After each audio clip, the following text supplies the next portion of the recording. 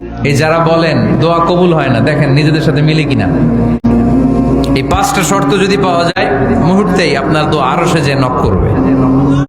1 number শর্ত আকলুল হালাল, হালাল খাওয়া।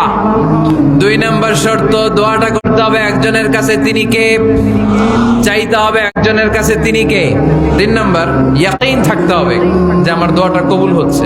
যখন দোয়া করবেন আপনার এই বিশ্বাস থাকতে হবে, আমার রব আমার ফরিয়াদ শুনছে, তিনি আমার কথা শুনতে পাচ্ছে, আমি চাওয়া মাত্রই তিনি সব দিয়ে দিতে পারে, এবং আমার রব আমাকে ফিরাবে না, তিনি দিবেনই। 4 নাম্বার শর্ত সালাতু আলা রাসূলিল্লাহ, আল্লাহর হাবিব সাল্লাল্লাহু আলাইহি ওয়াসাল্লামের উপর দুরূদ পড়া। কুল্লু দুআ মাহজুব মাওকুফুন বাইনাস সামাই ওয়াল আরদ, আমরা যা দোয়া করি সব আকাশ জমিনের মাঝখানে পেন্ডিং হয়ে থাকে। মা লাম ইউসাল্লা আলাইহি, আল্লাহর হাবিব বললেন যতক্ষণ না আমার উপর দুরূদ শরীফ পড়া হয়। 5 নাম্বার সর্বশেষ শর্ত হলো মুওয়াফাকাতুদ দুআ বিদ-দাওয়াব, শুধু দোয়ায় কাজ হয় না, দোয়ার সাথে মাঝে মাঝে দাওয়ারও দরকার আছে না নাই? দোয়াও লাগবে, দাওয়াও লাগবে, ঠিক কিনা?